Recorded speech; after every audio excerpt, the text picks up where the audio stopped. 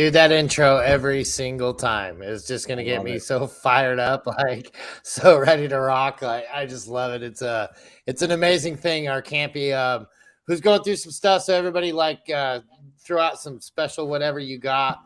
Throw it out there to Campy out there. He could use it, some good mojo, whatever you want to call it. The guy who's the creator of that, we definitely miss him around for a minute. He's kind of stepped away for a second doing his thing. Definitely miss him. But enough of that. We've got our guy on my left. I got my man Jason. Jason, how's it going this morning? Happy Blitz Sunday, my man.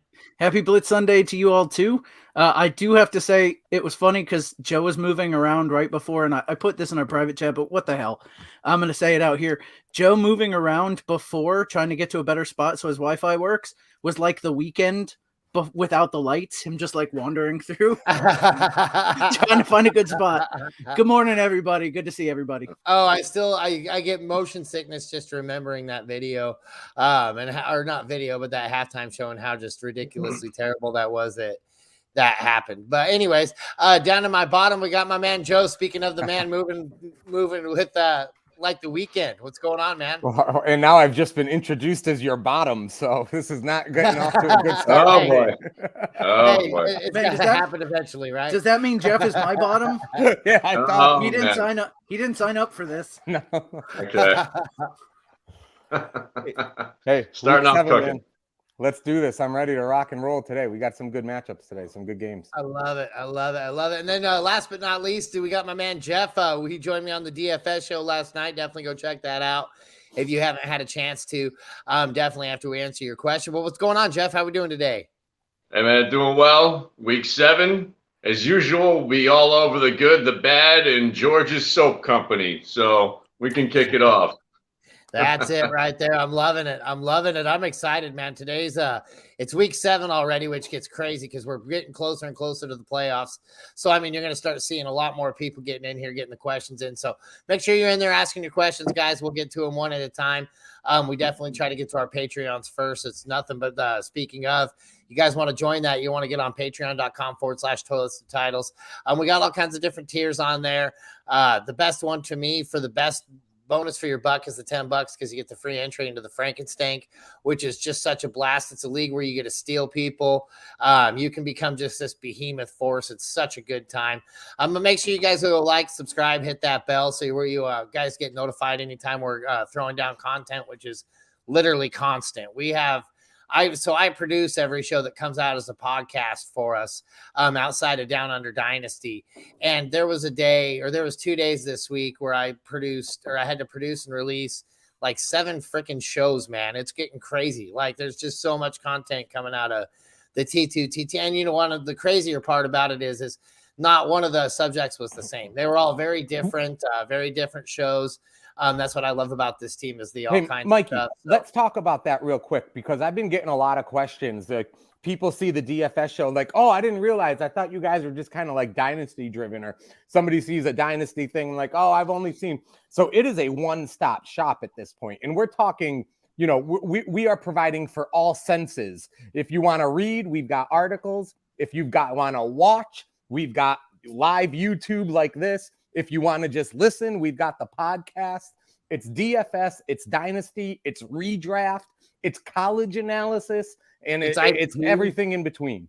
Yep, we have IDP guys. We've got it all. I mean, so definitely a great point right there. And so you're definitely going to want to be following. And like I threw up that website, toiletstitles.com, where you can catch up on a lot of that stuff and have links to all the ways to get to all that. And make sure if you guys are in that chat, you're typing in, I'm a T2T fanatic. And leave us a way to get in touch with you, hopefully like with the Twitter handle or something like that. And that way you're entered in for a $100 Fanatics gift card. So you want to do that just because why wouldn't you want to do that for And as a reminder, you can do that for every live show. It's another entry. So if you did it last week, you can do it again this week and you get another entry, right, Mike? That's it. That's correct. Yeah, get as many in there as you possibly can. You're going to have to try to beat Uncle Steve, who I believe has right now at last count 3,014 entries in there. So, I mean, if you want to try to beat those kind of odds, go for it because all you have to do is just start watching more T2T than Uncle Steve, which might be impossible. But okay, we'll go ahead and use that, and we're going to go ahead and kick into gear, guys. We're just going to get into this. We got our man Bobby Pigskin saying good morning, man. I love it. It's a good morning, and our man Dustin also saying morning, kids. We're excited. Oh, and that's our response. We got our man George, who's unfortunately right now George has been a little bit on some rough times, and he's had to resort to selling soap that he creates. For anybody who didn't know that about George, he makes his own soap, and he's selling it on the corner of I-4 right now over by Orlando. So laundry detergent is his specialty. Oh yes. I thought he was starting his own fight club, but that was just me. Anyway. You're not. Remember rule number 1 about Fight Club, Jeff. Yeah. Come on, man. We got our man Trans-Siberian up in the house. He says, "Afternoon, gents. Who do you got for his flex?" And it's a standard. We got Drake, Jacoby Myers, or Christian Kirk. And he says, "Shout out to Coach Sheps and the Frito Bandito." And I can't agree more, man. This is the best team I've ever been a part of. I love these guys. Coach Sheps and Frito Bandito in that group, definitely included. And we're gonna miss him in the chat today too. Jason, let's go ahead and kick this off. Who do you got? Oh, man. So I think I'm going to go in a standard. To me, it's between Drake and Myers. Kirk's been used less and less. The Giants defense looks legit, which is not something I thought I'd be saying week 7 of an NFL season. I'm going to go with Jacoby Myers. I went against him last week, and I was wrong. Sorry about that, Trans-Siberian, but I think everybody else said Jacoby. He's been scoring. I know Mac Jones is back. He's still going to catch a bunch of passes. He's going to get 80, 90 yards. I'm going to go Jacoby Myers. I like it. Joe, who do you got here? Yeah, Kenyon Drake's the real interesting one. His name keeps on popping up in scenarios this week. Such a weird situation there for them. Knowing Dobbins has the knee injury now, it makes a little more sense. It was really weird the way he was used last week against the Giants, and then Drake comes in and has the big day. I just hesitate on whether or not Drake's going to really have a chance to get in the end zone.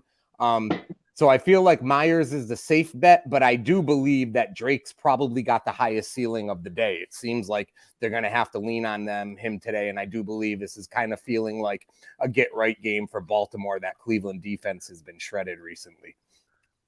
I couldn't agree more, actually, with the Drake possibility right there. To me, I was like, what the hell is Kenyon Drake doing on the football field right now? I thought this guy retired like 4 years ago, but man, he was actually looking pretty sharp, looking pretty crisp. But, for me, I just feel like I've fallen for Kenyon Drake too many times. I feel like there's always that week where we get on the Kenyon Drake bandwagon, and then he does what he does best, and that is let us down. So for me, it's going to be Jacoby Myers here as well. I feel like especially in a standard, I like his scoring opportunity a little bit more than I like relying on a guy who has burnt me 6,000 times. So I may be biased on that one. Jeff, what are you thinking here?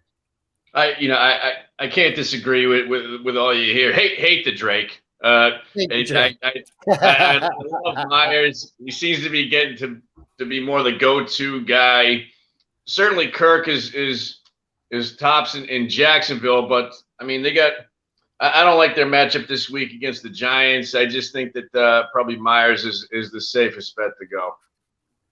I like it. So that's 3 for Jacoby Myers, 1 for Drake. And I can understand why you'd want to go with Drake, but just 5 times bitten. I'm going to finally get shy about this guy right there. Well, and you feel like Drake's been retired because he was on the Raiders. Sorry, Frito. Yeah, that's probably what happened right there. That was where his career, I think, apparently died. And then we got Disco from that intro, and he's Joe with the Fire NWO shirt. Of course, we love that. We got Morning Justin. How's it going, buddy? I love to see that he's out there too. So we're gonna go with our Patreon here, our man Dustin. Hey, we got pick 3, full PPR: Lockett, Gallup, Ayuk, or Brian Robinson Jr. Jeff, lead us off. Who do you got? Ooh, I like those. That's going to be an interesting one. I really like. I mean, Ayuk had a good game. Robinson seems to be kind of warming up there in Washington. Phew, I guess I'm going to have to. Out of those 4, I'll have to put Gallup on the sideline. I'll go with Lockett, Ayuk, and Robinson, only because I think. there's better options with CeeDee Lamb, and you get the rushing game in Dallas. I think I sideline Gallup and take the other 3. I like it. Joe, who do you got? Yeah, I agree with that. And I mean, I see why you would kind of think about this from an Ayuk perspective. He had the big game last week. He's not consistent yet, although they're going to have to throw playing Kansas City this week. So I kind of like Ayuk, but I don't know. And I really like Michael Gallup, but this one kind of feels like a no-brainer. I mean, the Commanders have made it very clear that Brian Robinson Jr. is their starting running back. Teams are running on the Packers right now, so I like him for sure. Lockett's had some big days with Geno Smith. I have no problems trotting him out. And again, Ayuk's coming off a big game in a game plan that's going to, have them throwing a lot, especially in the second half, probably playing Kansas City. So to me, this one feels simple. And I like Gallup, but I think Gallup sits here. I like that too. Jason, do you have any arguments with that? The only thing I want to monitor is Lockett's injury. I know he was nursing a hammy. They have said he's going to play. He is a game time decision, but I want to monitor that close because I don't want an injured Lockett on the field with Geno Smith throwing the ball while Geno Smith's been playing well. So I might pivot to Gallup, Ayuk, and Brian Robinson just because of that hamstring.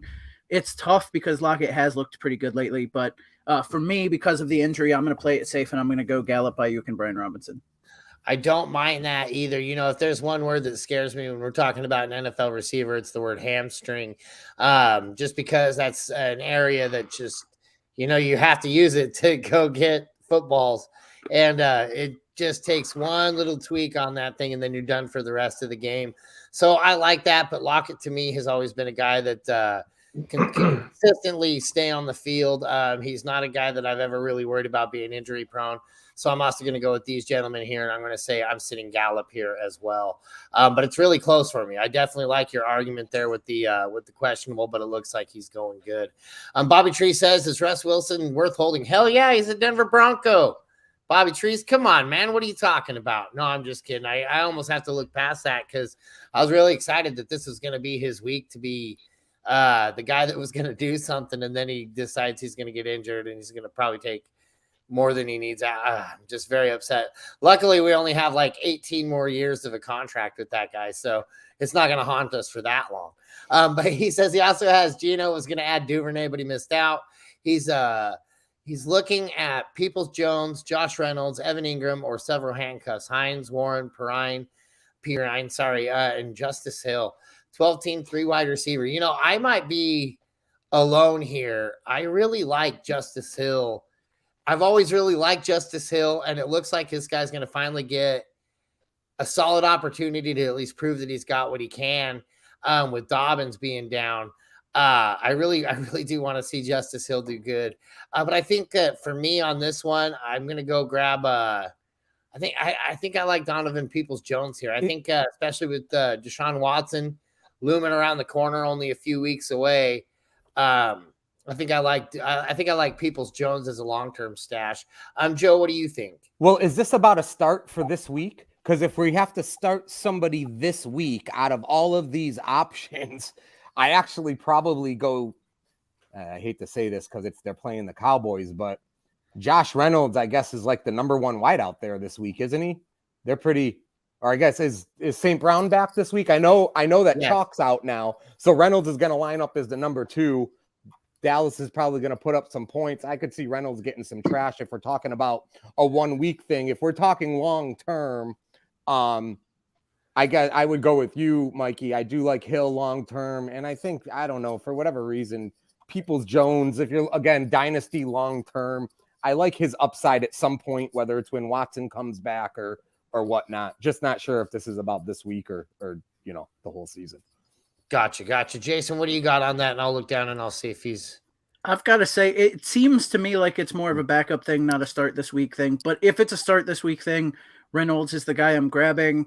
If it's a stash, personally, I'm probably staying away from Justice Hill because they're also getting Gus Edwards back.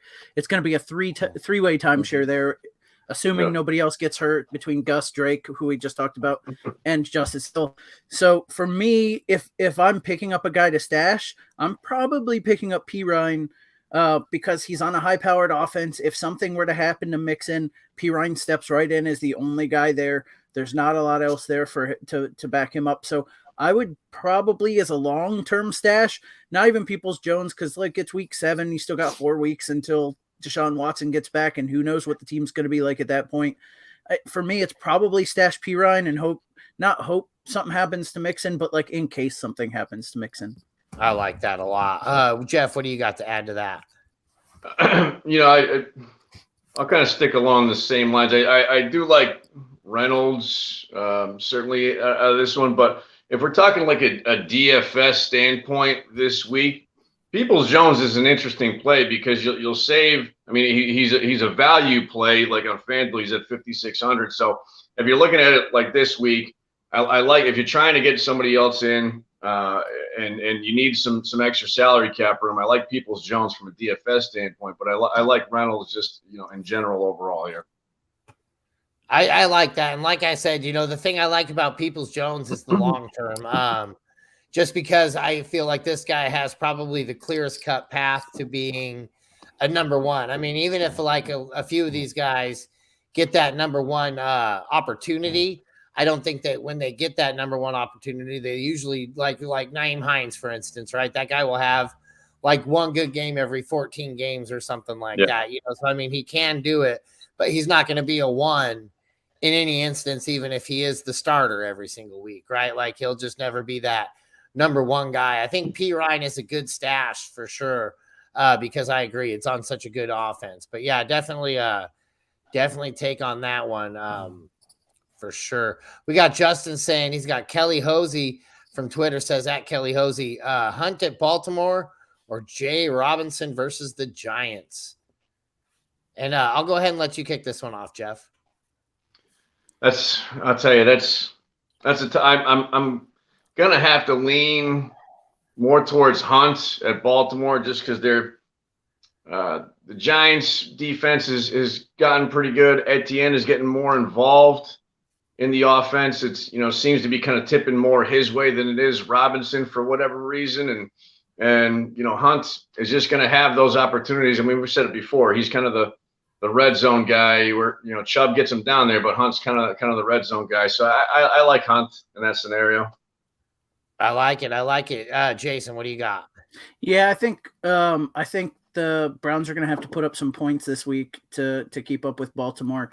And again, that's going to assume that like Bateman plays. If Bateman doesn't play, then Baltimore's offense has been a little more stagnant, but it sounds more and more like Bateman's going to play. So I think Hunt's going to have to be the guy in the backfield when they pass a bunch, and he'll get more opportunity.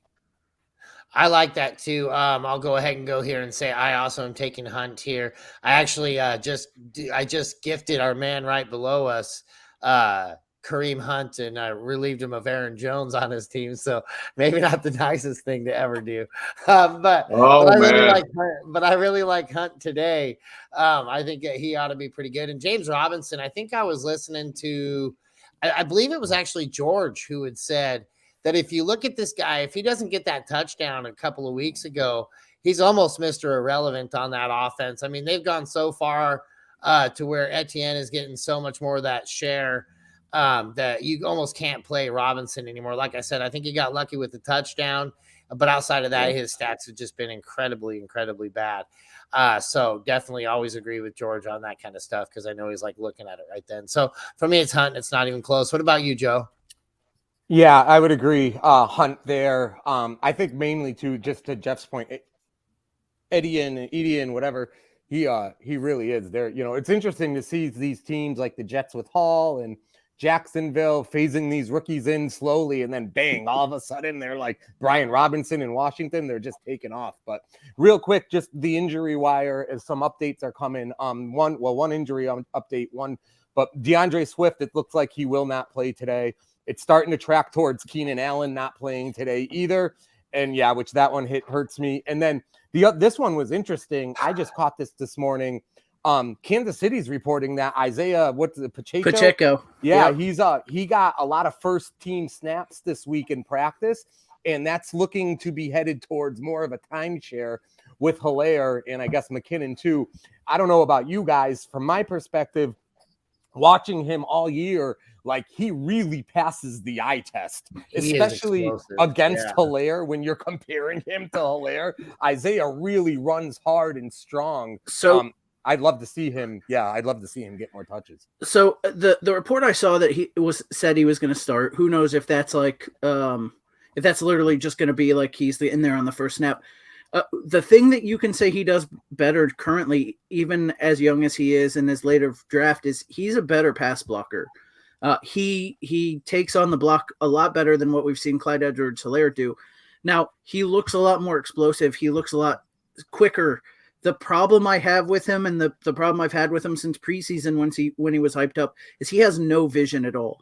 And now it may be that they just tell him when he comes in, because the game's already salted away, is just run through the run right up the middle. But he will miss the biggest holes and run right into his line. He does it explosively. He breaks a couple of tackles, but it's where he's A, young, and B, it's probably why he didn't get drafted earlier, is he has very limited vision in seeing holes. So that's my worry with Pachinko. But when you compare them running, like just side by side, like he looks way better than CEH does. Yep, definitely on that offense. Did we have any more updates there, my man? Yes, one more. So let's talk about San Francisco real quick. Selfishly, it's a scenario in my league, and I'm sure a lot of people are dealing with this. Obviously, the Christian McCaffrey trade. McCaffrey's gonna play today. They've said red zone packages. The 49ers are so known to lie about their running back situation in general going into a week. So I don't know what that means exactly for the amount of snaps and touches, but the question that I would throw out that I've gotten and I have in a league, what do you do fantasy-wise? What do you do if you have both McCaffrey and Wilson on your roster? And what do you do with McCaffrey? It feels not right to sit him even in limited touches, but what do you guys think? I think with that offense, so like when you got Shanahan calling the shots, and again, me and Jeff kind of went over this last night about how short that is. I mean, you gotta also figure. I mean, he didn't just wake up in San Francisco right the second they made the trade. Like, he still had to move his happy ass all the way across the country, which is no small chore, right? I mean, I'm sure even him just flying there is a 4 to 5 hour ordeal. Just that right there. I mean, we're talking about something that happened 48 hours ago. I mean, it was not that long ago when this trade went down. For sure, probably when everything got finalized. I mean, he's been a part of this team. We were saying last night at best 24 hours. So I mean, how reliable are you going to either this offense is so incredibly easy to pick up because it's not complicated, or this guy's he's not going to be very effective today. But I can't. I mean, there's not a player on my bench that I can think of that I'm going to sit for CEH or not CEH Christian McCaffrey. Yeah. I mean, there just isn't one guy that I can think of I'll just sit him for him. It's a hell of a gamble, but with him, I'm willing to take gambles, I guess, that's what I'm saying there. What do you think, Jason? It's tough because when Shanahan likes to say, oh, we're not going to play this guy. But like you said, he hasn't been in there. And more than just, if you just hand the guy the ball, he can run forward. That's not a problem. It's when you have run pass options and he has to pick up a block and he doesn't know the scheme. It's like him being in there on passes and he doesn't know who his guy in the blocking scheme is. Those are the issues and why he's not going to be on the field. He hasn't been there long enough to know those things. I think more than anything, do we know if Elijah Mitchell, his health? I know he got hurt early September. They said it was an 8-week timeline, a 6-week timeline. So we're getting closer and closer.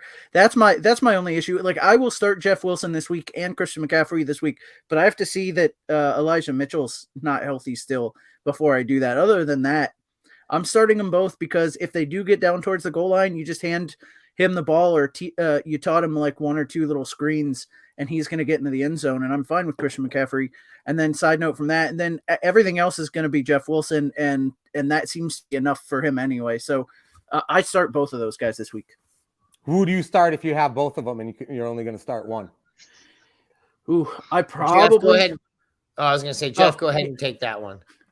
I'd have to lean towards Jeff Wilson Jr. just because he's familiar with the offense, and actually to Jason's point, he'll be the guy maybe in goal line scenarios, or I think he just gets more touches.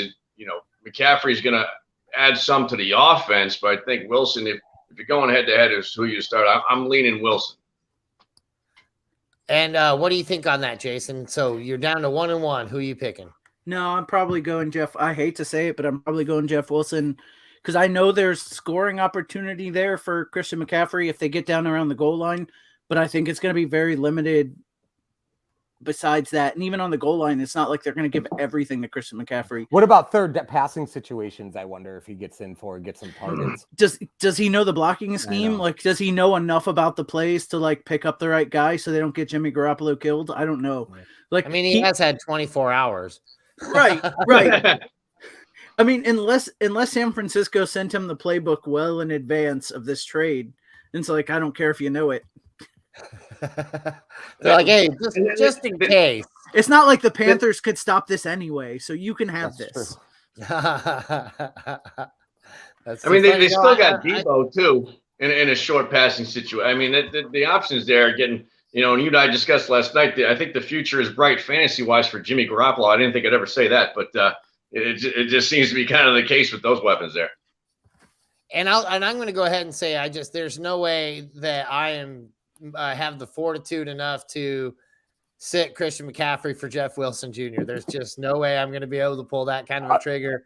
It logically makes sense, but I'm with you, Mike. I can't do it either, honestly. Yeah, if it's Christian McCaffrey for me, man, I'm going to have to do it. I have to do it. That's a tough one. Yeah, it is a good one right there. We got our man Chuck Steele checking in. He says, "What's up, guys?" And with that, I'll go ahead and shamelessly just plug our website there at toiletsandtitles.com because that's where you can find our man Chuck. He's got some of the coolest articles out there. Like right now, he's got this one that's plated, which mixes two of my favorite things in the world, and that's football and food.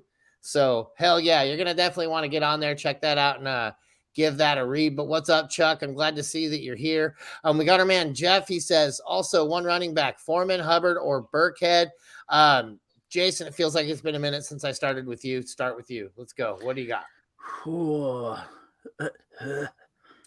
Sorry. I'm gonna go Foreman. I'm gonna go Foreman because Pierce is the starter and fully planted himself there in Texas. And then you've got the two players both going up against Tampa. I may have talked myself into Burkhead just based on matchup. You can't start Foreman or Hubbard against Tampa this week, and you don't know what their splits are going to be. So I'm going to say Burkhead. Okay, Joe. Yeah, I want to say Hubbard because I think he's going to catch some balls in the second half in the trash, and that's probably the best route for points out of all three of these guys. But I guess Burkhead's probably a little safer in Vegas. They'll probably be playing from behind also in the second half, which would be good for Burkhead. So I'm going to squeamishly go Burkhead.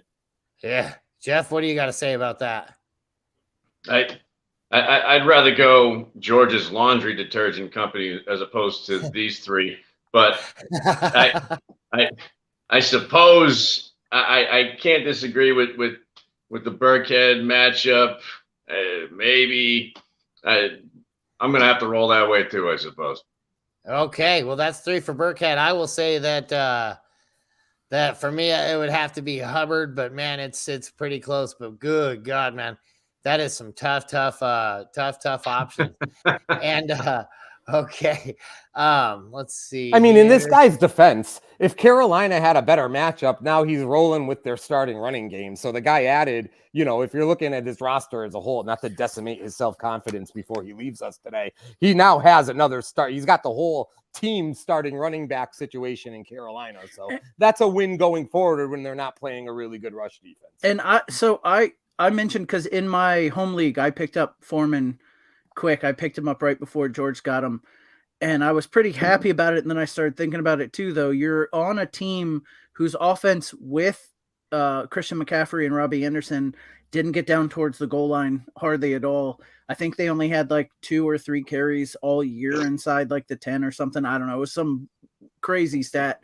And so how valuable can Foreman be without Robbie Anderson, without Christian McCaffrey? But again, it is a starting running back in a season where like you're desperate for starting running back. So it's a good pickup. It's just how valuable is it going to be? And it's not, especially this week going up against the Bucs.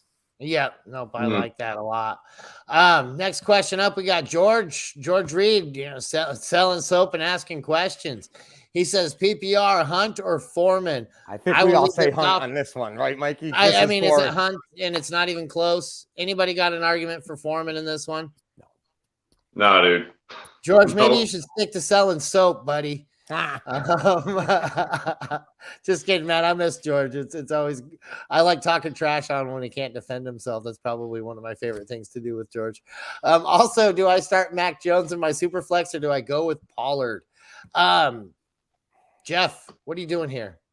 I tell you, normally I lean towards the quarterback, but I like Pollard in this situation especially against that measly Detroit defense with Dak coming back. Dak seemed to lean on Pollard a lot, especially last year. I mean, we only saw Dak for 1 week this year, but Mac Jones it's just an X factor, especially Monday Night Football against the Bears. You don't know how he's going to react to coming back and being on prime time. I'm leaning towards Pollard. I don't know what you guys think. I like it. Joe, what do you got? Yeah, same thing. I would normally try to go quarterback in these situations, but I also like Pollard. And I'll tell you another thing real quick, just being a Massachusetts guy, even though I'm not a Patriots fan. If there is any smoke to this whole thing about there potentially being a quarterback controversy in New England, the fact that they're home against Chicago Monday night, if Mac Jones really is in any sort of doghouse, they'll run the ball 40 times with Stevenson, and if Harris plays and whoever else, and Jones won't do a goddamn thing, and they'll still win the game 27-6. So I just don't think Jones is going to be needed to do much on Monday night. So, Pollard, they're going to probably kill Detroit too, but I think Pollard's got a better shot of breaking a big run or getting you that 15 to 20. Yep, I'm going Pollard here too. I don't it's how the mighty have fallen in the world of New England quarterbacks as opposed to the offseason when everybody was really high on Mac Jones. It does not look like that's the wave of the future, especially with the replacement playing as good as he was playing.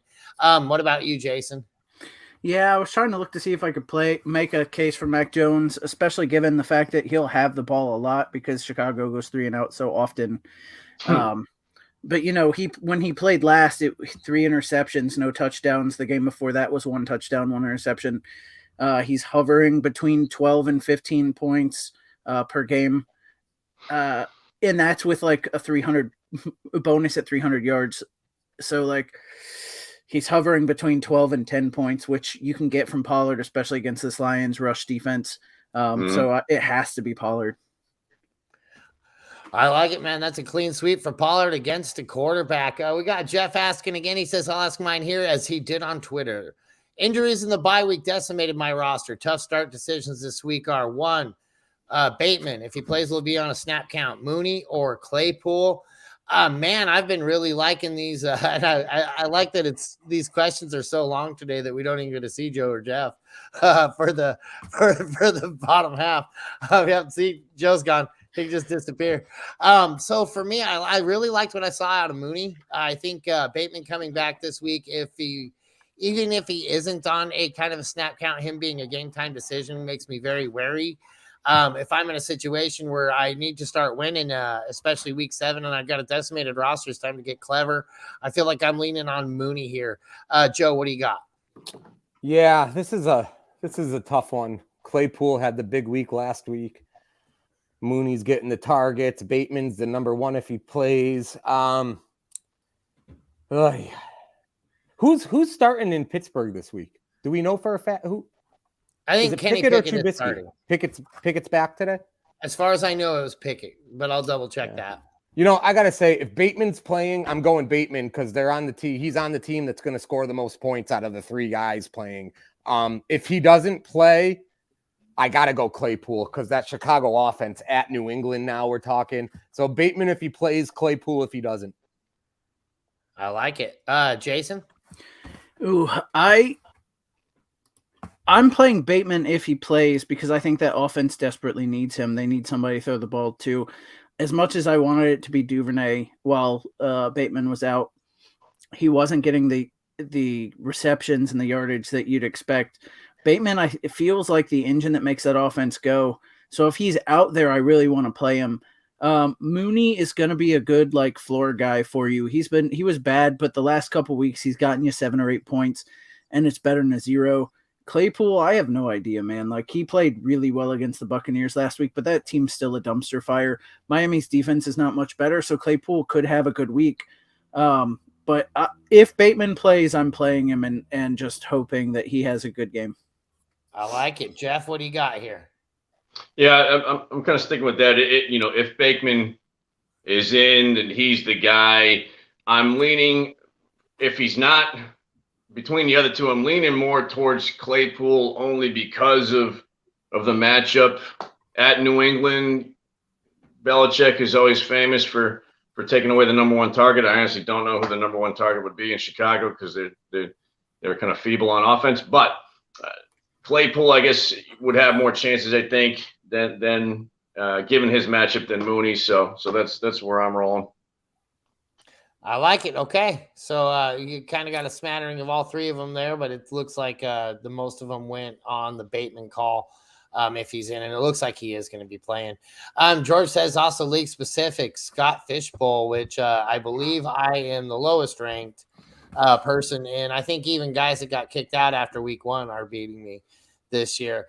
So be careful listening to me. He says Foster Moreau or Foreman as his flex. Jeff, are you familiar with Scott Fishbowl? I'm not familiar with that one. No, but Gotcha.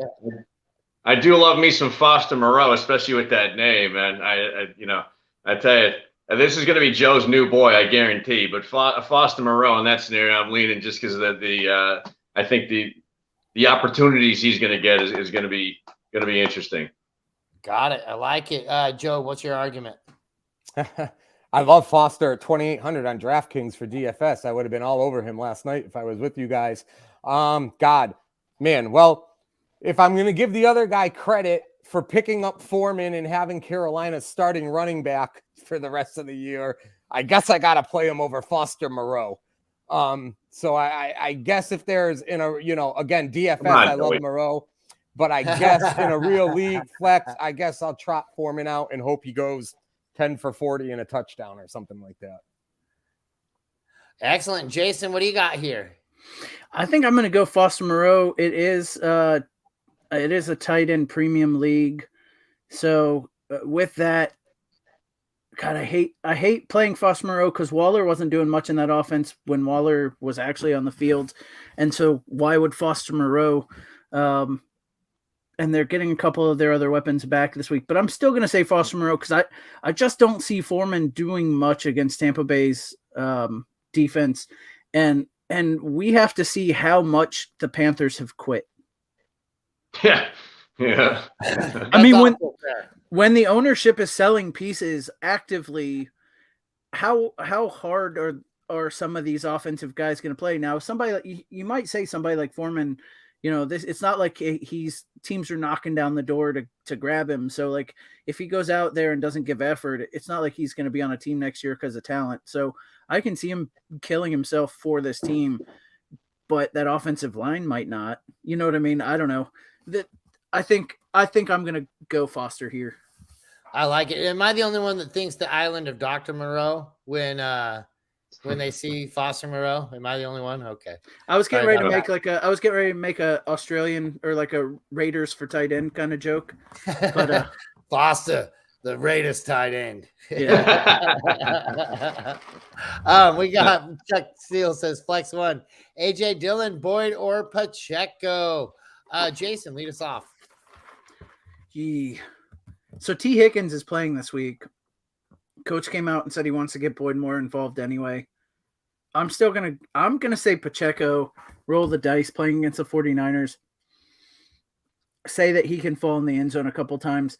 Until I see more from AJ Dillon, I can't start saying AJ Dillon. So I'm gonna say Pacheco. I like that. Jeff, what do you got? As somebody who has owned AJ Dillon on my regular fantasy team this year, he's been an enormous disappointment, and I can't take him in any scenario. Out of these three, I actually like Boyd. I think he's going to have more opportunities. He has been getting more involved, and I think for me, Boyd's the way to go out of these three. Okay, and I'm going to go ahead and say I'm going with Pacheco here. I think Pacheco will be the guy. I like that coin toss. I think him getting more and more involved is going to get there. Joe, did you already give you one on this one? Okay, yeah. So who do you got here? I was very encouraged and pumped to see the news about Pacheco getting some more carries, but given the matchup, I think this week I go Boyd. I like what he did the last week, and they should put up a lot of points home against Atlanta, I believe, since he is this week. So I keep an eye on Pacheco, but this week I would still go Boyd. Gotcha. Okay. I like it. So hopefully we helped you out there. We already did that one there. Justin says George doesn't even use soap, which to me, the only thing that screams to me is that it's all profit. All profit. Justin, you're not supposed to get high on your own supply. That's how he makes that cheddar. Yeah. He also gives laundry detergent to homeless Jason. Well, that's very honorable of you. That's very charitable of you. Is what I didn't know he was a nonprofit. That's interesting. Okay, that's it. We got Kevin Frey Patreon. We got a Patreon alert. He needs to start too. Jimmy G, Trevor Lawrence, Geno, or Tua. Man, that's a good little set of quarterbacks to have right there. Joe, lead us off. Who do you got right here? Who you sitting in this That's mix? pretty good. It's amazing. It's just, I'll put Geno Smith in the Cordell Patterson fantasy career, just bizarro. I think this week I think you got to go Jimmy G this week because I just think he's going to be put in the situation to throw a lot because they're playing Kansas City. So I'll go Garoppolo, and I'm not going to play Lawrence. So it's really between Geno and Tua. I feel like people tomorrow are going to be like, I don't know why I just didn't automatically go back to Tua. He was so good the first 3 weeks, and then we all forgot, I guess, because of the injury. They're home against Pittsburgh. I think I'm going to go Tua. I think I'm going to go Jimmy G and Tua. I like it. That's actually the two I was leaning on right there is Jimmy G and Tua myself. I don't like Trevor Lawrence's matchup this week. Geno you're exactly right. What a good comparison to Cordell Patterson as far as fantasy career. Like, oh, hey, I'm going to be relevant all of a sudden. Well, that doesn't maintain in my experience anyways. It usually doesn't maintain. And it didn't with Cordell Patterson even last year. He fell off a cliff second half of the season, if you remember right. And that's kind of about where we're at. Jeff, who do you got right here? Well, I mentioned earlier, I can't believe I'm saying that Jimmy Garoppolo is really going to be this fantasy relevant, but I think he will be, amazingly enough. We talked about last night, I'm fading Trevor Lawrence just because of the matchup and kind of the path that he's been so up and down. And between Geno and Tua, I'm honestly leaning Geno, given just kind of the random upside that we've had from Geno. I'm rolling the dice, so I'm going Jimmy G and Geno. Excellent. And Jason, who do you got here? Man, so it's a sweep for us on Jimmy G. It was between Geno and Tua for me. I am going to say Tua because I think his upside's a lot higher than Geno's. I think the Steelers, last week notwithstanding, their defense is kind of a mess. And so I think Tua can get it done. The only thing I worry about is, it being Sunday night again. If you go back to the start of that Bengals game, he looked a little too overexcited to play on Sunday night. He threw a bad pick. He threw some overthrows. But he's coming back off the injury. I like the upside this week of Tua, and I want lots of points. So for me, Jimmy G and Tua. I like it. Okay, so that's three for Tua, everybody for Jimmy G. We got our man Bobby Pigskin. Sorry, not Bobby Trees. Robert Woods is on the show. He's got J-Rob versus the Giants, Kareem Hunt versus the Ravens, Pollard versus the Lions. Who do you flex, Jason? I'm going to flex Tony Pollard against the Lions. I think it's very close for me, Kareem Hunt and Tony Pollard. But I like the matchup with Pollard just a little bit better. So I'm going to go Pollard. I like it. Joe, who do you got?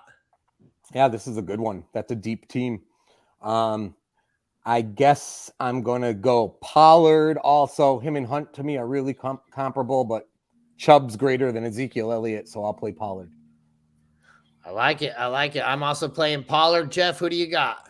Yeah, I mean, with Dak's return and against the Lions, I love Pollard in this scenario. Excellent. So we're all going Pollard. Justin has another one here. He says Dak versus Detroit, Burrow versus Atlanta, Herbert versus Seattle. He's got to start too. Who are we sitting in this scenario? For me, like, I'm going to go ahead and lead this one off because I feel like Dak Prescott might even be a step down from Cooper Rush. I just really don't like Dak Prescott. I don't think he's been that insightful. I don't think he's been seeing the defense for what he needs to be seeing the defense for quite some time. So I'm sitting Dak in this instance, even though he is playing Detroit. Should be a juicy matchup. I'm a hard fade. Joe, you're looking at me like I'm crazy. You tell me why. No, I'm with you. No, I'm actually I wasn't Okay. sure. I wasn't sure where I was gonna go, but yeah, I mean, if you have Burrow and Herbert, there's no reason to force Dak here. Like, let him get back, let him work off the rust. They don't need Dak to have a great game to win that game. I definitely see Burrow having some nice numbers. Definitely see the Chargers putting up some points and some yardage. So I would sit Dak tonight. And honestly, to your point too, Mike, and Dak is solid, but they're not big fantasy weeks every week from him based on the way they move that offense and everything. So again, other than the matchup, everything to me points to sitting Dak.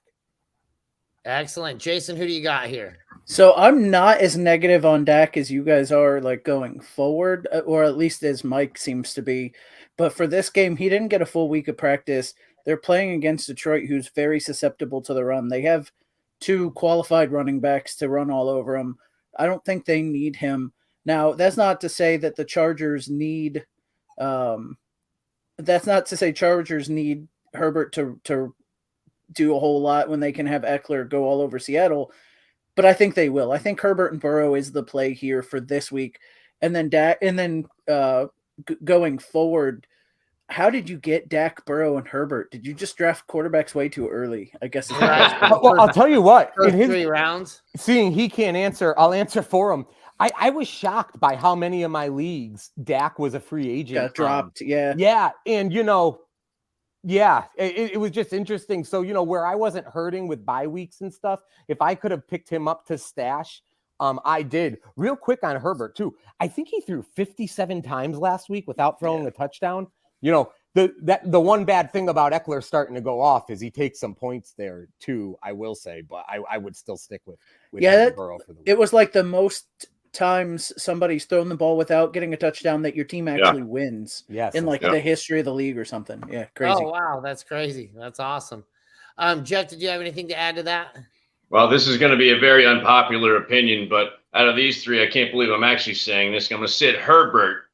I like Burrow. I think Herbert, for whatever reason, has been off the last few weeks. I think Dak has something to prove. I'm going Dak and Burrow. Dak and Burrow. I don't mind that.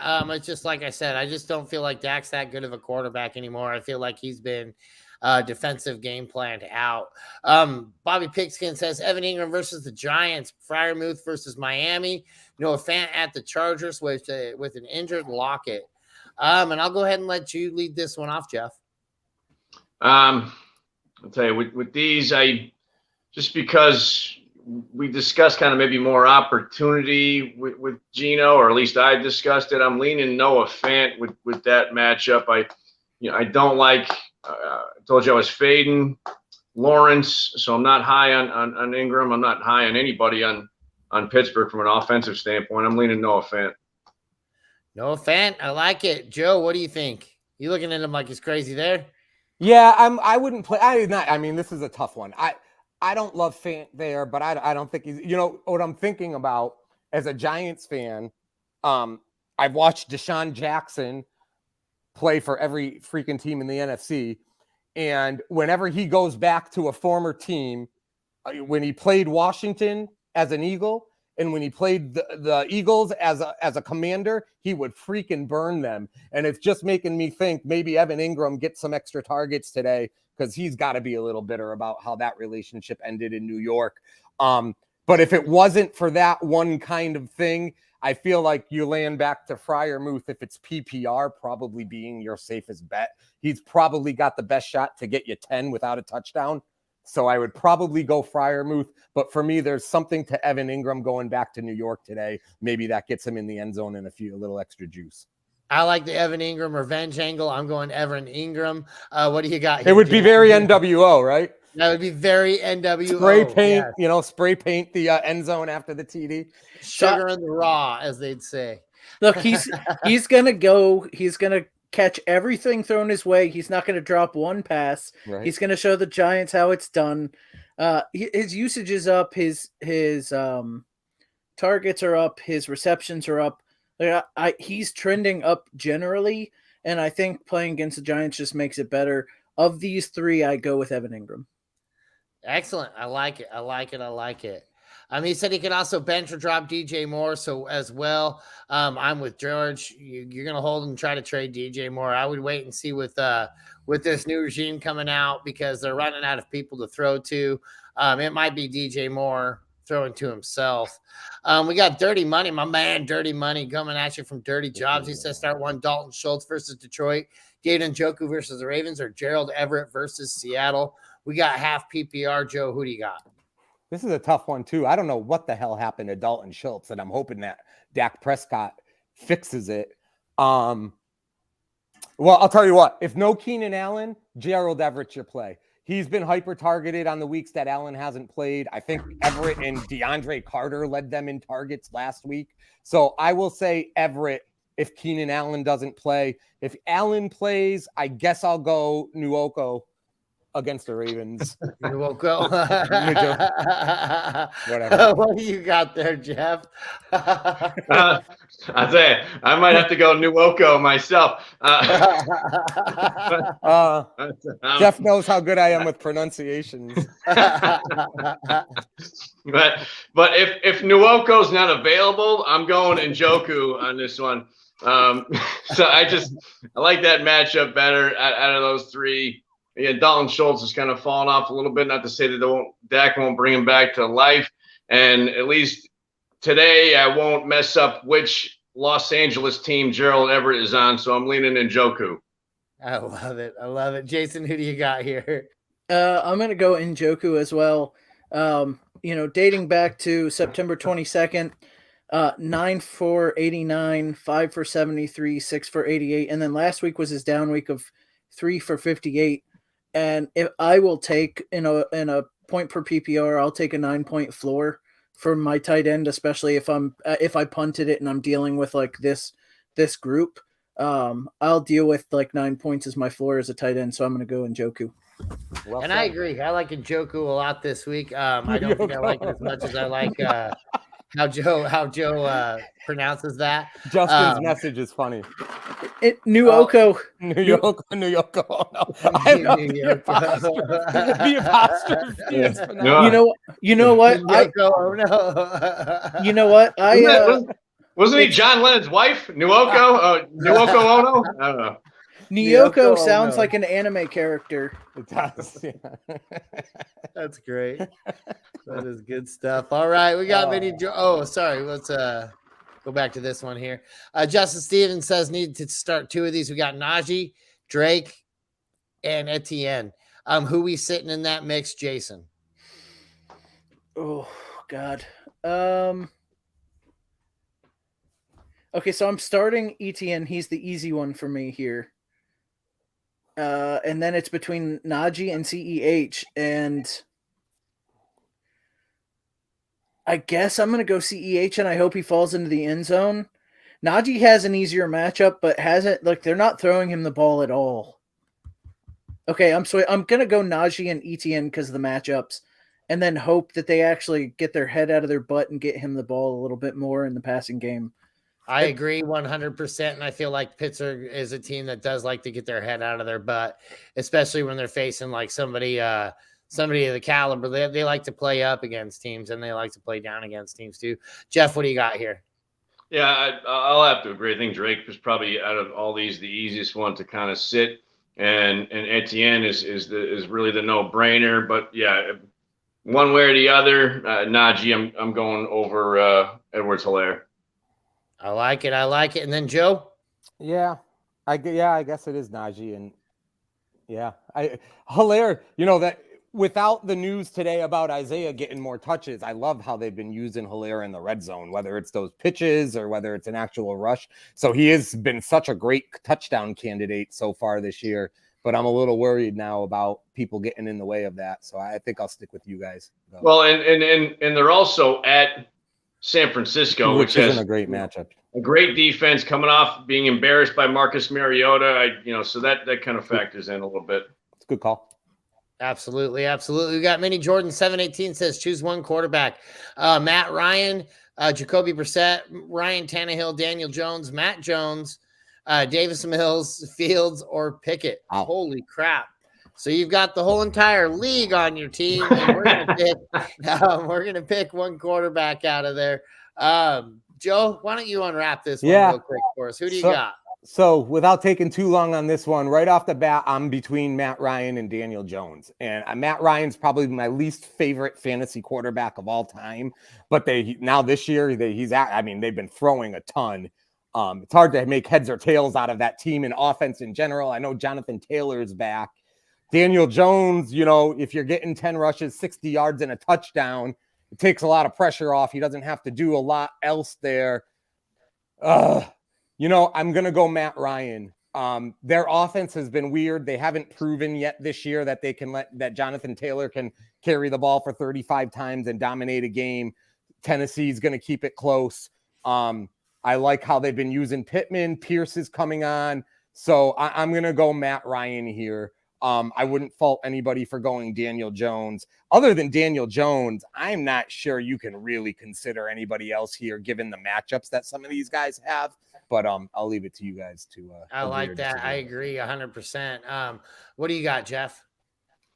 Yeah, I'll agree with Joe that it kind of comes down to those two. I mean, you maybe look at Fields, hoping that maybe he busts out some sort of 75-yard run and a touchdown, but you can't necessarily count on that. And we all know my thoughts on Matt Ryan. He has not been fantasy relevant since the Obama administration, so I'm going Daniel Jones. I like it. Daniel Jones. Jason, split that tie. Yeah, so Matt Ryan. Somebody else. Matt Ryan's exploded last week. It'd be funny if I picked somebody else. Matt Ryan exploded last week, but I can't chase those points. He's been average prior to that. I want to see it more than 1 week. I think he had to throw it more than 50 times to get the points he got last week too. And they got their running backs back, which means less usage for Matt Ryan. I'm going to say Daniel Jones. He's been consistently running on the ground. He's actually looked very good. And Jacksonville's come back to earth a little bit. They can be run on. They can be thrown on a little bit. So I'm going to say Daniel Jones over Matt Ryan here. But those are the two. And I also agree with that. That's the two it came down to for me. So it was also Daniel Jones that I'm on there as well. He also says full PPR, choose a wide receiver. London, Sutton, Dubs, or Mooney. And I'll go ahead and kick this one off. For me, I feel like this is going to be a really big get-right game for the Packers. I think they finally maybe got to Aaron Rodgers in the way. Now, if this doesn't happen, like we were saying last night, if this doesn't happen for Green Bay today, look out, boys. It's going to be a really long road. I'm so bought in, and that's my quarterback one in DFS. I'm on Dubs. Jeff, who do you got? I definitely agree on Dobbs. I think that the Sutton thing's interesting. I mean, who's throwing to him? Is that Brett Rippon? Is that who's throwing to Sutton? Is that Mark Rippon's son, by the way? It is.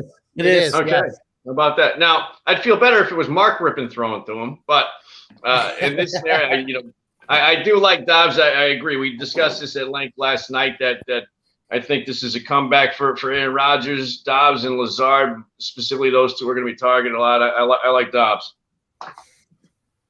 We've got Joe the Weekend coming back. I know. Who do you got, Jason? I'm going to take Sutton with that quarterback upgrade. Yes. Little party boy. Sutton with the quarterback upgrade. I like it. Who do you got here, Joe? I think, no Randall Cobb. So from a Dubs perspective, those are legitimate targets that need to be replaced because Cobb was getting a lot of targets. Huge game from Robert Tonyan. That too. That being said, though, because of the injury in Denver, I think I'm actually going to try London here. I don't know why, because I'm not necessarily a fantasy Joe Burrow guy, but for whatever reason this week, I expect Cincinnati to throw a shitload of points up. So I look for London to score some trash points in the second half of that game, more so than those other guys. Excellent. So you had 2 for Sutton, 1 for London, 1 for Dubs. So it looks like Sutton's the winner on that one. No, you better not be going to the bathroom, dude. I swear to God. Yeah, we got Justin says it's fair game and a Frank to steal a player from a friend. It's a whole different thing to bring it up on a live show.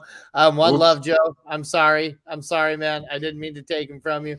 Although I think I did actually kind of do it. It's not like giving you Kareem Hunt was giving you nothing. I could have given you back like junk. Dude, to be honest, that's by far the best player I've gotten back on a losing week this year. So I appreciate that.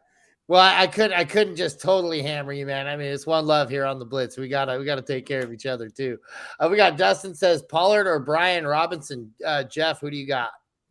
I tell you, I really like both of these guys this week. You know, as Joe mentioned earlier, it seems like Robinson's the guy in Washington, but just because of opportunity, I'm leaning Pollard, but I think either one of them is a good option. I like it. Joe, what do you got here? Yeah. You know, on this one, we've been going Pollard. I'm going to try Robinson on this one because, I mean, he's the starter. You don't necessarily have to worry about somebody getting in the way of the red zone carries, although I'm not really sure what the hell's going on with Antonio Gibson at this point and exactly how they're going to use him with McKissick. There's definitely still traffic there, but it just seems like there's a Brian Robinson wave worth riding right now. And the Packers have been soft enough the last couple of weeks where I have no hesitation playing him against Green Bay. Yeah. Well, you got Brian Robinson asking the world, how many bullets do I got to take before I can get on your damn lineup, folks? Like, come on, like, get in there. I'm huge on Brian Robinson. I think he's going to have himself a heck of a game, especially Carson Wentz out. You know how I feel about different quarterbacks. When I see a different quarterback coming in than the guy we planned with, or a rookie quarterback coming in, there's 2 guys I like, and that's the running back and that's the tight end. So give me the running back in this situation. Give me Brian Robinson. Jason, what do you got here? I struggle a little bit with Brian Robinson. I feel like he needs a couple more bullets to get on my lineup, if that's what it takes, Mike. I'm not sure how that's how it works, but for me, it's going to be Pollard. He looks explosive. He's playing against the Lions. Brian Robinson, if he didn't fall in the end zone the last week, or it was an average game, just like every other Commanders running back has looked. They have McKenzie there, so when we start talking about, you know, if it's a new quarterback, well, maybe McKenzie's the guy that catches the passes versus Brian Robinson. McKissick, you mean? McKissick, sorry. Yeah. My bad. So I think I'm going to go Pollard, and it's just because I haven't seen more out of Brian Robinson than I saw out of the other running backs there. That's just a bad team. Right. Nope, I get it. I get it for sure. I like either play. I think both of these guys are going to be okay with, like Jeff was saying. We got George pointing out a good fact, guys. Make sure you're out there subscribing. Hit that bell, hit whatever you can on there. We're here every week. You'll definitely want to get notified of that. We got all kinds of different shows, like Joe was saying earlier. Literally every kind of fantasy football topic gets covered right here on this channel. Get on there and subscribe. Get us to 800. Let's do that today. That'd be awesome. Go tell your friends. Go tell your, do it kind of like a pyramid scheme. Like however those things work, but there's no money involved. So just go tell your friends, have them tell 2 friends, have them tell 2 friends until everybody's subscribed to the 12 titles, and then we'll get really rolling over. Listen, it could be really black or white. You go listen to Dash of DFS last night. You take a lineup from Mikey or Jeff. If it wins, come back next week. If it doesn't, well, come back next week anyway. Yeah, come back and then talk trash, because I like getting trash talked on me. We got he's playing both McCaffrey. I don't blame you, man. I think that's not a bad set right there. Bold strategy, Cotton. We'll see how it works out for him. There you go. We got Mike D says, choose 2, half PPR, Hunter Renfrow, Wandell, or Nico Collins. And make sure this comes with a side of respect for a Mike D. So we're going to go with you, Jason. Hunter Renfrow back from an injury. Nico Collins, Wandell. I'm starting Wandell because I'm seeing a little magic. Yeah. It's all they got, right? What else are they doing? They dug Darius Slayton out from like the closet. They, in case of emergency, break glass and pulled him out and put him on the field. Wandell's looking healthy. He got a touchdown last week. Wandell's starting for me. And then the one that's tough is Hunter Renfrow versus Nico Collins, because even when Hunter was healthy at the start of the week, he didn't see the usage because Devontae Adams is there taking all the targets. Man, I'm going to say Nico Collins, and it's a dart throw for me because Hunter Renfrow is the better talent to me, but the usage was low and he's coming off injury. Devontae Adams is going to be playing. So I'm going to say Nico Collins as a dart throw. I was looking at the injury report today, and I noticed that they finally added Kenny Golladay to the out, that he's on the out report. He won't be playing. And so it kind of made me laugh because I'm like, he's out. Like, well, it took you guys 6 weeks to realize that. Like, has this guy even been here the whole entire time? I'm with you. I really like Wan'Dale Robinson. I really like Nico Collins a lot today. I think Jeff and I talked about him last night as a value play for DFS. I don't mind him in a redraft or dynasty perspective either. I think this guy's going to be the guy that, what we haven't seen this year that's been like every other fantasy football season ever, and that's been Brandon Cooks hasn't really been fantasy relevant. And that's one thing you could almost set your watch to.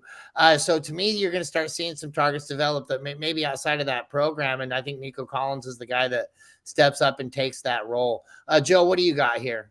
Yeah, it's been interesting to see what's happened with Renfrow so far. I mean, I know he's been hurt, but I agree. You got to go Wan'Dale Robinson. He got in the end zone last week. There's nobody else really to throw to there. Nico or Hunter Renfrow.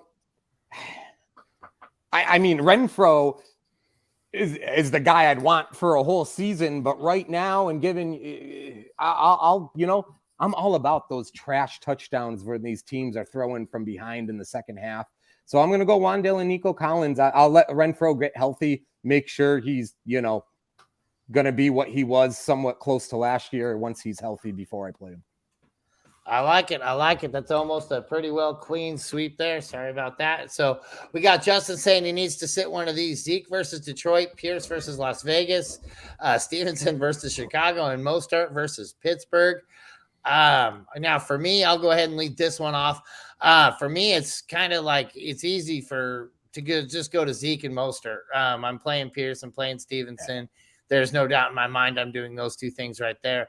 But for me, between Zeke and Mostert, I think I'm going to start Zeke. I'm not going to like it, but I think that's going to be a higher scoring game, more scoring opportunity. Mostert has been okay at best, but I just really think that this is going to be a kind of a shootout, kind of where you're going to need a lot of passing. Jason, take this one over. What do you got? No, I'm with you 100%. Mostert's a sit for me here.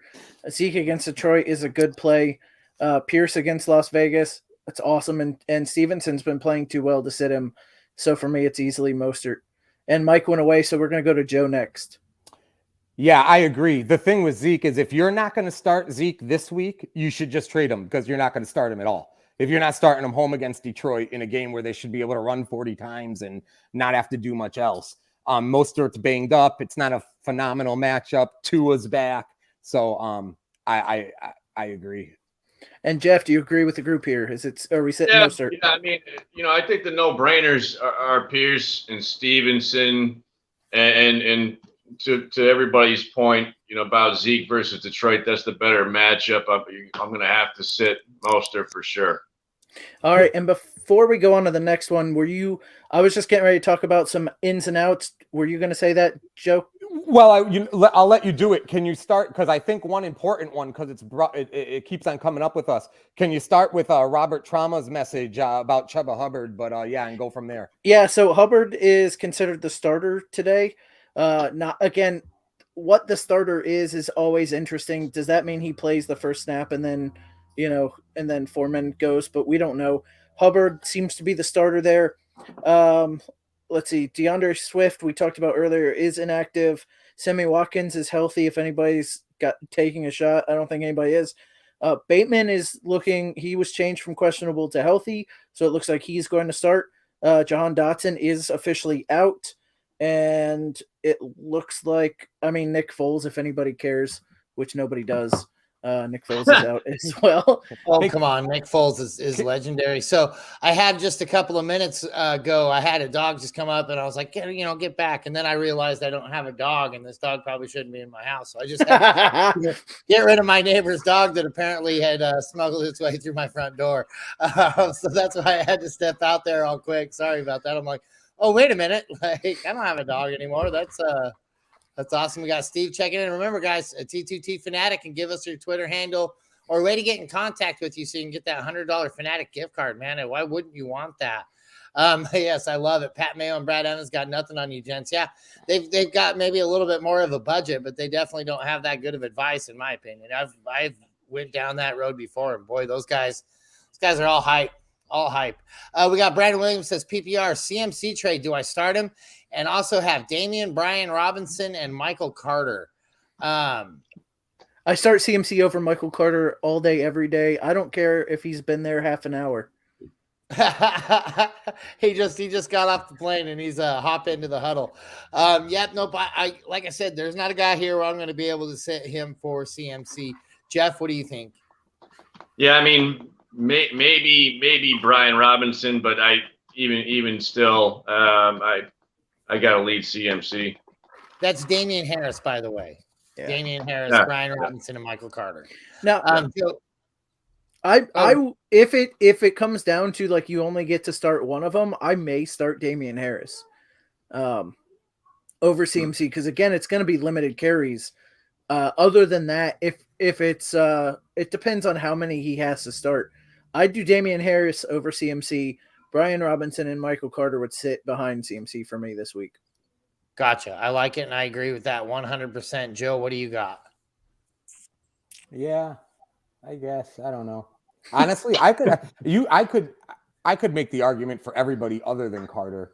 I mean, if you have the luxury of having Harris and with that matchup, I guess I'm comfortable playing Harris.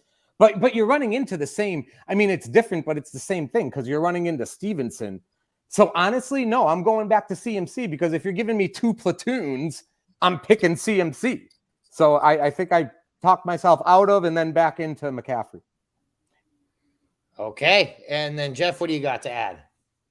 I mean, I'll agree with Joe's split personality on that one.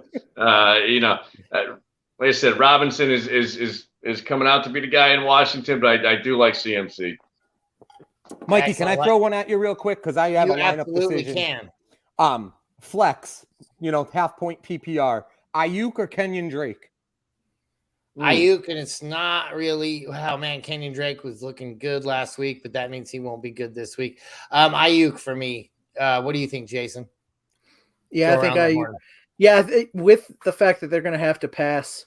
And the caveat that like all of these game script things that we've talked about all year haven't necessarily panned out.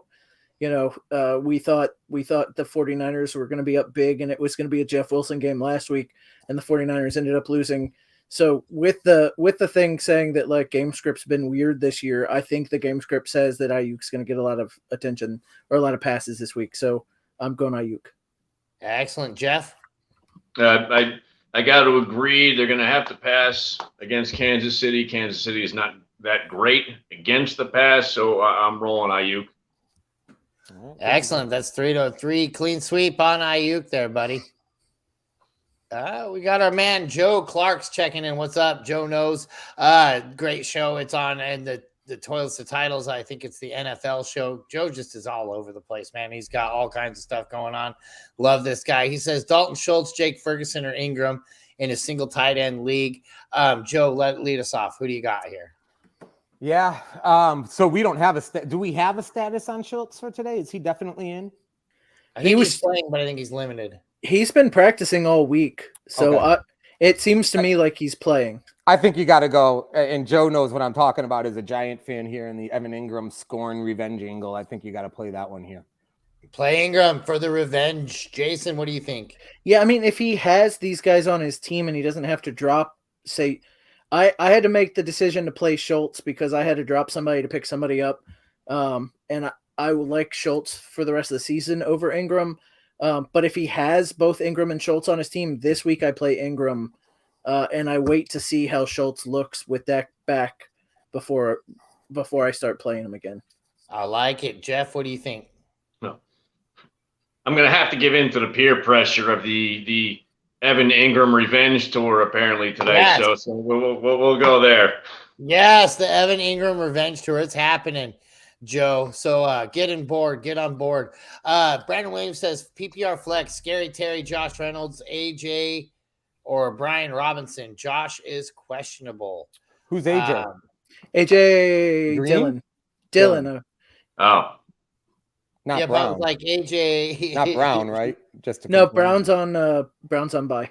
Oh, right. Alan Yes. Jackson. Yes, Yeah, yes, that's the thing that was like, I know AJ Brown was on bye this week. For me, I'll go ahead and lead this one off. I think it's Brian Robinson. Give me the consistency of the starting running back here.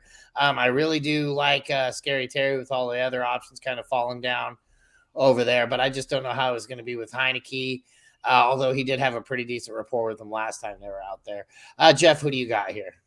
Yeah, I agree. I do like McLaurin, but more consistency from the running back position. I really like Brian Robinson in this scenario. Excellent. And Joe, what do you think? I definitely go with one of the two commanders for sure. I feel like it's a little bit of a coin flip between those two. Something's telling me that Heineke and Terry are going to have a nice week together this week. But I've been playing Brian Robinson in a lot of other scenarios where it would be hard to sit him here. But I like both of them. You know what? PPR flex. I'll go Terry. I'll go McLaurin here. I think Heineke. I don't know why, but I just have a feeling like they're going to score some points. And I like it, Jason. What do you think here? Ooh, I've been out on McLaurin all year. Yeah, me I too. don't think changing quarterbacks here changes that. And I've been out on Brian Robinson all show. So both of these, me saying no would just be on brand. But I'm gonna say Brian Robinson. I'm gonna say Brian Robinson here. Yeah, I can't do Josh Reynolds this week against that Dallas defense. And AJ Dillon's been just as bad, if not worse, than the Commanders running backs. So I'm going to say Brian Robinson. Brian Robinson and Jeff. Yeah, I'm sticking right in line with everybody there, and I can't even tell you with having AJ Dillon on my team how disappointing that has been. Nice, yeah, no doubt about it. Justin says Jason asks how he got Dak, Burrow, and Herbert. He also has Hurts on a bye. Blew up an orphan a few years ago, kept Dak, drafted the others. Nice. Still 4-2 from points against. That's rough. But I mean, you got good quarterbacks doesn't mean you got good rest to the starting lineup right there. Justin says needs one. Goff at Dallas, Jimmy G versus Kansas City, or Heineken versus Green Bay. Go ahead and lead us off with this one, Jason. For me, it's Jimmy G against Kansas City. Again, we're talking about game script, so it's going to be Jimmy G for me. It's got to be a clean sweep, right? Jimmy G all around? Yep. I don't think I have any arguments. I mean, I love me some Heineken, but that's in my beer bottle. We got Dustin says Nico Collins, George Pickens, or Noah Brown. I'll go ahead and let you lead this one off, Jeff, because I think I know your answer. Dude, Nico Collins, man. That's my boy. Nico. We're rolling Nico. Jason, who do you got here? It's going to be Nico for me. Most opportunity. Love it. I love me some Pickens this weekend, but Noah Brown seems to have faded into nothing, especially with Gallup there. Give me Nico Collins as well, obviously. And then, Joe, what do you got? You're going to say something spontaneous and crazy like play Terry McLaurin, right? Yeah, right. No, I'll tell you what, Pickens is a beast to watch. He's going to be good. He's going to be very good. But I think week 7 start, you got to go Nico Collins here. I like it. You know, I really like, I'm just kidding because you're always like super on point, man. I mean, obviously just goofing around there. But I do think Pickens does. Like, I think Pickens and Pickett, like, boy, I'd be excited if I was a Pittsburgh Steeler fan. I think that's going to be a combination that's going to, you know, like maybe we'll see like how it used to be with the Roethlisberger with Heinz ketchup. You know what I mean? With the Heinz Ward ketchup. That was just amazing watching those two kind of grow up and develop together and things like that. And I think we can see that again. And then they got Najee Harris sitting in the backfield right there. So even better. I mean, it's even better than that. So they have good youth. They just have a few more building blocks to put in there. But yeah, clean sweep there for Nico Collins.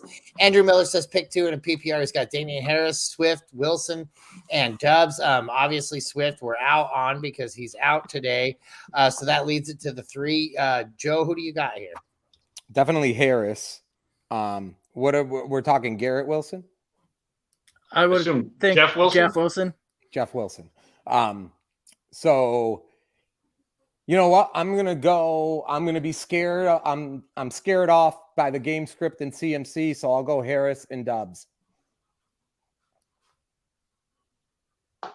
Oh, muted. Harris and Dubs, I don't mind that. Jason, who do you got here? It's I'm gonna say Harris and Wilson because I think they're gonna have to run the ball. I think San Francisco, even though the game script's gonna be negative, they're gonna have to run the ball a bit. So especially at the start of the game, Harris and Wilson for me. And I'm going to go ahead and agree with that. I think, like I was saying with C-Mac, it's hard to sit C-Mac, but we're not sitting C-Mac here. So in this instance, I feel like Wilson will be like, because that's the only way to beat Patrick Mahomes, right? Like that's literally the only way to beat Patrick Mahomes is to have your running back get like 1,000 carries, eat up 60 minutes of the whole entire game, and keep Patrick Mahomes off the field. It's the only way to do it. It's the only way to beat that guy. The more he's on the field, the less chances you have of doing it. I think that's pretty obvious to every other NFL offensive coordinator out there. Wilson and Harris for me. Jeff, what do you think? I'm going to buck the trend. I like Wilson, and I'm leaning Dobbs in a PPR. I think Rodgers is going to get it to him often, so I like Dobbs over Harris. So you got a 3-way mix there on you, but I think you had 2 of us go with Harrison and Wilson, or Harrison Wilson. So I think that's going to lead the bet off there. But that was pretty damn close right there. It's like, oh man, did we all pick somebody else? Joe's gonna send us all Danny Jimes jerseys, so that's awesome. Because he's gonna be sprinting today. We got Bobby Pigskin saying J-Rob or Dylan in the flex, please. PPR, thank you. Oh man, that is rough. That is ugly. Jason, you looked like you were the most repulsed by this, so I'm gonna go ahead and lead this off with you. I guess I'm gonna say Dylan because of the matchup. I see these two as uneven footing. They both have better competition than them, in their respective backfields. So with all that said, it boils down to who's playing against the worst opponent, and I think it's Dylan playing against the Commanders. I actually agree with that. I think Dylan against the Commanders is the better play. I mean, J-Rob has been getting involved, but not enough.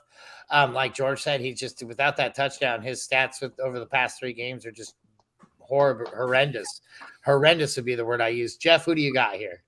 I've been let down by Dylan time and time again this season, even though I don't like it. I'll lean towards J-Rob there. Or, who also is a great option is Nwoko. That guy's fantastic. Get on him. Get Nwoko in there if you can. I think he's got a brother that plays tight end for Cleveland. Indeed. I just thought that I envisioned losing Devonta Adams. I envisioned Aaron Jones being like super relevant in the passing game this year, which would put them both on the field together, would give Dylan more carries, would still keep Jones's touches up.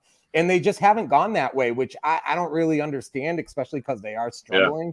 Yeah. Well, it's all the 3 and outs. Like it's hard. It's hard to get Aaron Jones a lot of play if he's not on the field because you're constantly punting, and that like you're seeing it with a lot of bad offenses. Like you think Darnell Mooney could be better, but he gets passed the ball a couple of times every quarter because they're just on the field once or twice a quarter. So.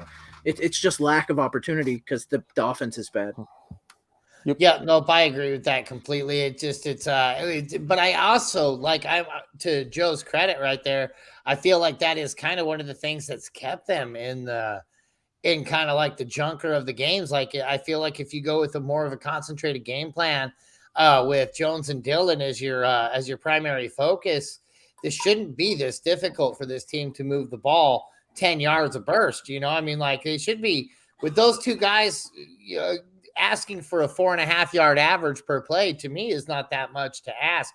Yeah. Although, you're going to have to change it in there with but that's going to open it up for those guys too. You need to change it up. Obviously, you need to get your Tunyons, your Dubs, your Watsons and stuff like that involved.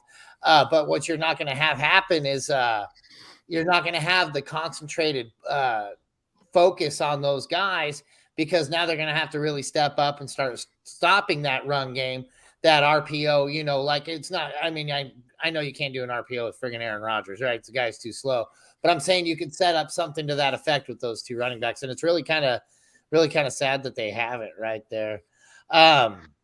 Let's see. Swift is officially inactive. If we haven't heard that, I think we said that right there at the beginning of the show. So we're going to rate a trade right here. We got, he gives up Mike Evans, gets Lamar Jackson and Bateman in return. What? True, buddy. Wow. Yeah, sign me up. I don't think you're going to get one of us to say that's a bad idea. His butt's sore. Well, the other guy. Yeah, boy. Yeah. How drunk was the person that you traded with? What is going on here? Yeah. Make sure you send him the Bill Cosby waving with the pudding pop in his hand. Make sure you send him that gif because that's a total trade steal right there. Bobby Pigskin. I think that's what we've been saying. I might be saying Bobby Trees every now and again, just because that's what my brain automatically goes to. For some reason, when I see Bobby, I also think trees. It could probably be because copious amount of tree use. We got Ayuk or Bateman at the half PPR. Jeff, lead us off. Who do you got here? That's an interesting one. I'm leaning. We discussed Bateman's status. I'm leaning Ayuk. Ayuk, Jason, who do you got? I'm probably going to go. So I think Bateman has a ceiling here, but I think I worry about his floor and a snap count. Ayuk should be in line for a lot of work today, so I'm going to say Ayuk. Couldn't have said it any better myself. I agree 100%. Joe, what do you got? Yeah, I mean, it's a good one, but I will go game script this week says Ayuk. Other weeks it would be Bateman. And that being said, guys, I got a jet. So good luck week 7. And me and David Nuoko are going to go grab some beers and watch some games. There you go. You enjoy, man. Thank you so much for joining us, Joe. Thanks, guys. And as always, we'll see you next week on the Dash of DFS, and you have yourself a good, safe day, my man. All right. And now we got rid of that guy. Finally. So now we can share. Mike, you and I get to share Jeff as a bottom. There you go. Oh, yeah. We got to do the high five, right? Right there. We got morning title holder. Should I drop G. Wilson for Pacheco, or are we still hoping Wilson will get these passes off? Garrett Wilson, man, I like Garrett Wilson when I've got Joe Flacco out there, but that's about it. It doesn't seem like Zach Wilson's been finding this guy very consistently, and I think, man, running back volume, we're starting to get to the time. Like, I think there was a few places that registered snow over the past 2 days. I wouldn't know because I'm smart and I moved to Florida. Like, I don't know why people that's a choice, right? Like, you can just go hop in your car and live somewhere where it doesn't do that. Okay, rant over there. But it's starting to get to that time of year, right, where we're going to start seeing a lot more dependency on the running back. We're going to start seeing a lot more, the ball gets a little bit tougher to throw, gets a little harder to get the grip and things like that. So we're going to start seeing the running plays. I think I'm happy. I think I'm dropping Garrett Wilson. I think I'm picking up Isaiah Pacheco. Jeff, what are you doing right here? Yeah, I agree with that one. Wilson had some promise earlier this year, but like you said, that was with Flacco behind the helm. Doesn't really look like they're looking his way. I like Pacheco. You like Pacheco here too, Jason? What do you think? Yeah, look, you need to take shots at running backs at this point. Garrett Wilson hasn't done anything for weeks. It's tough because the talent's there, but Zach Wilson hasn't been able to. I mean, Elijah Moore, who is also very, very talented, is asking for a trade out of there because none of these wide receivers can get the ball. And to be honest, if I was the Jets, I would be riding Breece Hall a lot because that defense is playing so lights out that really you just have to you have to let that defense do its thing and not let Zach Wilson turn the ball over. So I get what they're doing. It's just tough. So I would go Pacheco here. I like it. I like it. So that's a clean sweep. Now we get to the real tough questions, boys. This is the tough ones right here. Breakfast burritos or bacon burgers, and he doesn't have enough bacon for both. Whew. I think Justin read my mind right as he said that. Justin said exactly what my brain said. It said, go buy more Bobby Trees. He said, that's awesome. Go buy more bacon. Go buy more bacon. That's the easy answer for me. For me, it's buy more bacon, but right now it's breakfast. Having that I have no willpower, it's going to go in those breakfast burritos because I don't want to cook bacon burgers. It's kind of like drinking too early, eating burgers too early. Also, just is something you're not supposed to do. So I'm going to do the breakfast burrito thing. Jason, you're shaking your head. This is the BFTG question if I've ever seen one. So I'll step back. You can punt that burrito right across the street and throw it right. Like you can take that. You know what breakfast burritos are? A lazy way to make an omelet. Breakfast burritos. They're okay. Don't get me wrong. They're okay. It's food. There is no bad time for a burger. If you want a burger for breakfast, you just have to fry an egg with some bacon and put it on top, and it's a breakfast burger. I will take a breakfast burger over a breakfast burrito 100 times out of 100. The answer here. Also, by the way, take some of that bacon grease and mix it in with your burger, and that makes it even better. It's the best. Just do that. Like, save your bacon grease, and anytime you make a hamburger, take some of that bacon grease and put it in with the beef. It's literally the best thing you can do for a burger. So it's a breakfast burger for me. And look, you can look how skinny these two are. Like if I was wearing that loose ass jersey, I'd look like the Kool-Aid man, super tight. You can't listen to these two on what you're eating for food. By the way, it's noon. It's past breakfast anyway. All of the fast food places have switched to burgers at this point. And there's a reason for that. Go make yourself a burger. People trying to be the king, but the ace is back. I don't know if you guys have heard that BFTG has a new show out there, but you definitely want to go on there, and you're not going to get better tips than that right there. Jeff, I don't even know if I'm going to let you respond because I don't think you have anything that you can top that with, but I guess go ahead. What do you got here, buddy? Hey, listen, and I get the point there fast food wise, but there's a reason McDonald's serves breakfast all day because breakfast is phenomenal at any point during the day. So I'm sticking with the breakfast burrito. That's just my take. I know there's not a whole lot of credibility behind it, but go ahead and lace into it, Jason, if you want. But here's the problem. Your breakfast burrito probably has half an egg in it, and it's got ham and some salsa because we don't want to get any of the sauce in there with sugar and the bad blah blah blah. We skimp on the cheese, so it's not. Give me a meaty freaking hamburger. Give me a burger. It's Sunday morning. It's actually not even morning, depending on where Bobby's at. It's Sunday. Give me a burger. Yeah, that was a 2-on-1 knockout. We just lost right there. I know that the majority went with breakfast burrito there, but we both still lost, Jeff. I'm sorry. By the way, a couple years ago, Burger King got smart. Everybody's doing breakfast all day now. Burger King said, okay, guys, I see that. We're going to do burgers all day. And you can go through a Burger King in the morning and get a Whopper. It's way better. I like I said, I've got nothing. That's why you are who you are. You're the man. We got Foster Moreau versus Houston. We got Kate Otten or Hayden Hurst today. Jason, I'm still overwhelmed with what you just said to me with the breakfast burger. I've got, like I said, now I want one with eggs and bacon. Who do you got right here? Oh man, I'm probably gonna say Hayden Hurst against Atlanta. Hayden Hurst, aside from last week, had been getting a ton of targets. Atlanta's pass defense is susceptible to tight ends, but to anyone really. Foster Moreau against Houston's not bad. Kate Otten with Braid out is okay, but I think Hayden Hurst is where he's got a safe floor and a great ceiling.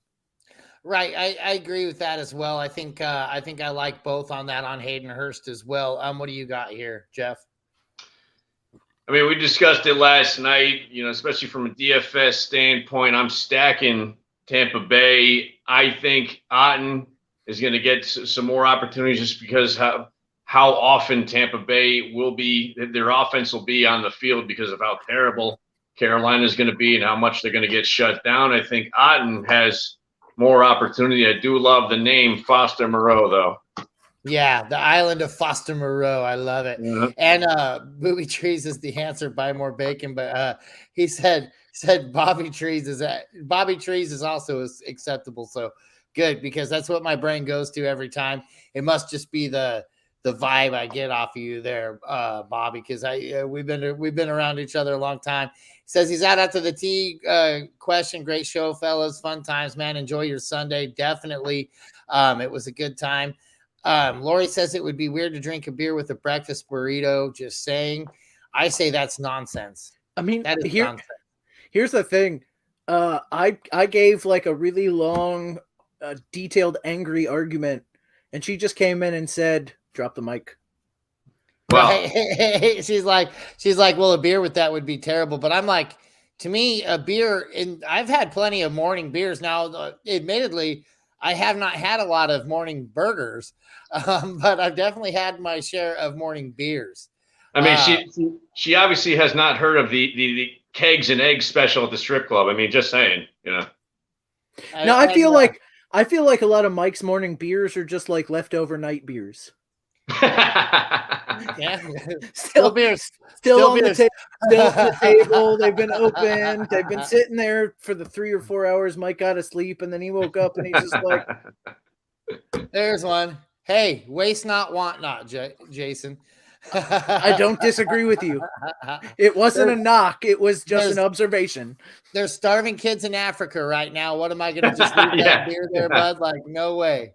No way. And Robert says he goes, you'd be correct on the vibe. Cypress Hill plays on in the background. See, I knew it. You can always tell. It's like we all have an inner detector that lets each other know. That's how that game's been able to be played so long in a system that we've got. Guys, with that, he says, Lori says she's too classy for strip clubs. I hope so, man. Strip clubs are a sad place. I'm not. Yeah. Yeah. There's two sides to that story with me every single time, but the one when my girlfriend is listening, they're bad. They're horrible. I don't like them. Now, to be fair, you can't say you're too classy for strip clubs and also end up with Justin. Ooh. Yeah.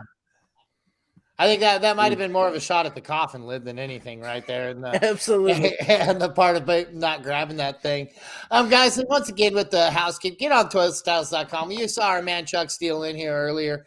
That guy is dropping article after article. I'm telling you, and that plated series is awesome. This guy's a hell of a cook. He's also a hell of a writer. You're going to want to get in on that.